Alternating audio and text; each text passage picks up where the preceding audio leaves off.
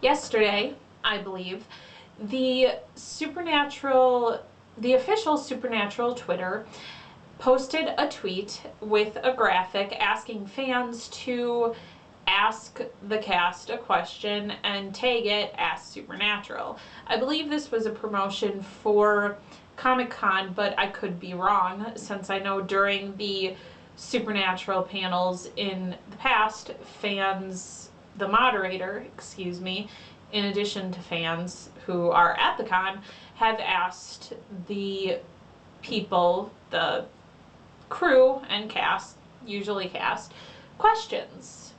And Supernatural got asked some questions. Now, it was wank, to be blunt, to just get real blunt about it. Let's just call a spade and say it was wank, because it was.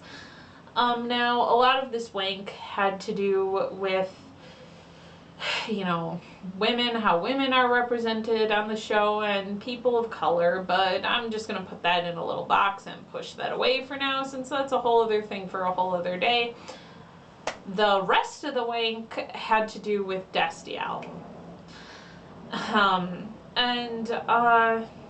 Yeah, I mean, personally, I understand why this happened, because finally, you know, Destiel shippers have finally, you know, got an outlet to vent all of their bile and all of their anger and everything, you know, about the show that bothers them. They're finally able to say it to someone, because shipping questions are banned at conventions, and I think, you know, for Wincest too, like, nobody can ask the cast a direct question about shipping. Like, those just aren't allowed. And with the creative staff, the powers that be, there exists a culture of silence when it comes to Destiel, and if anybody tells you otherwise, they're lying, because in truth, no one, no writer, no producer has come out and said with any type of statement or on their Twitter or anything like that their personal intentions for Dean and Cass's relationship. The closest we've gotten is Adam Glass speaking about queerbaiting and how no one is trying to purposefully hurt the audience. Also, what he said, he didn't say that they can't define love or that they couldn't define love, which, you know, I keep seeing, which keeps driving me crazy because that's a misquote. What Adam Glass implied was that they can't, that it's not on the, it's on the audience to interpret whatever they wish for Dean and Cass in their relationship. So if you think, you know, Dean and Cass want to get naked together, you're not wrong. If you think they don't want to get naked together, you're not wrong either. So everybody's right, you know? And if I'm being intellectually honest, I believe that Adam Glass was right to say this. I mean, I just watched Merlin. I know that Arthur and Merlin is a huge deal in terms of that fandom, and I just saw friendship when I watched it. If I'm being honest, I mean, I understand the appeal of the ship and why people ship it, just like, you know, I understand the appeal of Harry and Draco too. I mean, I may not agree with it, may not even like it, but I still understand what people see in it.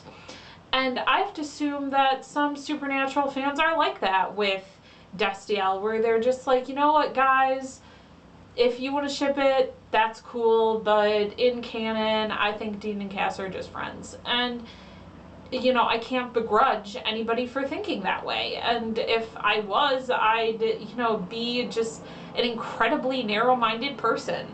And I try very hard not to be. So that's what was said. But what a lot of shippers saw in Glass's statement on his Twitter was that he was trying to absolve himself and his peers from making Dean and Cass's relationship pay off to anything. So where he's just saying, you know, it's just another version of, oh, it's just in the heads of the fans, and like they don't know what they're talking about. They can just have their little porn fantasies, whatever. Like, I'm pretty sure that's not what Glass, was thinking in his head, but, that's what a lot of fans heard when he typed that out.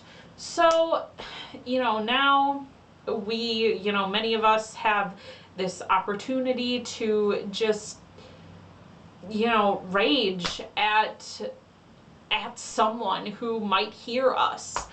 But in the end, I don't really understand what anybody who participated in this expected to accomplish, because for one, it was for the cast. It wasn't for the writers, it wasn't for Jeremy Carver or Robert Singer, it was for the cast, okay? I mean, how many millions of times have I said that the actors have very limited creative control over what happens in the show, okay? So, like, I'm Jensen Ackles, okay? So I, do my job, get my makeup, hit my mark, cry if I need to, laugh if I need to, say my lines, whatever. Do my job.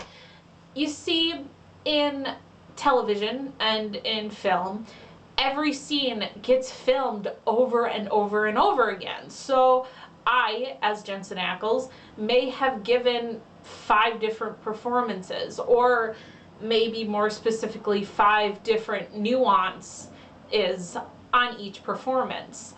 And I don't decide what then ends up in the episode.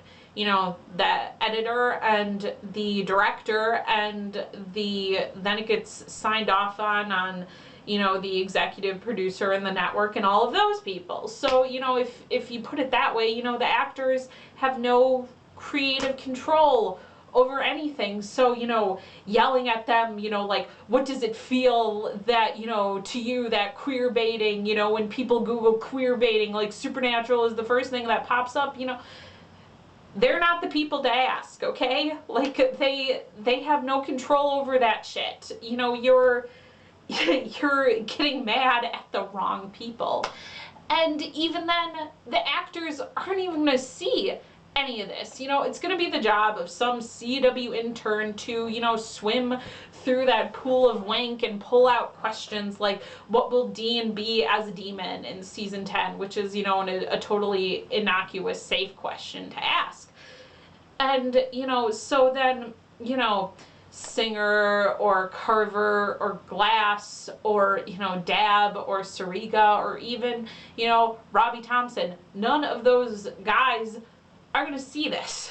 And even if they did, Twitter is not the place to have a serious discussion. You can't write an essay in 140 characters. You can't, give a definition of queer baiting and then explain why you think that the show is queer baiting in that short period of time. All you can do is vent your frustration at the writers for possibly queer baiting. And by the way, I don't think that we can know for sure if the writers have been queer baiting the whole time until the very end of the show and Dean and Cass's relationship is paid off or not.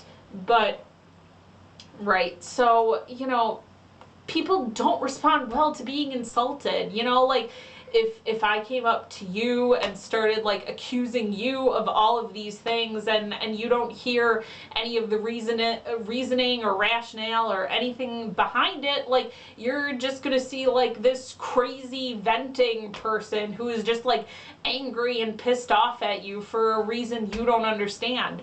So, in the end, what has any of this really accomplished? What has any of this even done? Especially now that, as far as I know, the Ask Supernatural tag was taken down. They took down the original post, and, like, I saw people like, yeah, we got the post taken down. It's like, why are you happy? Why are you happy about this? Like, if you participated in this, wasn't the goal of this that somebody would hear your concerns, that maybe somebody would care about your concerns at the top, somebody who could do something about it? Like, why are you proud of yourself for you know, these people being so, you know, feeling so put off by the fan base that they just, you know, continue to stick their fingers in their ears and go, la la la, everybody loves the show, la la la, just a bunch of crazy bitches, la la la. Like, what has anybody done? Nothing. Nothing has been accomplished here.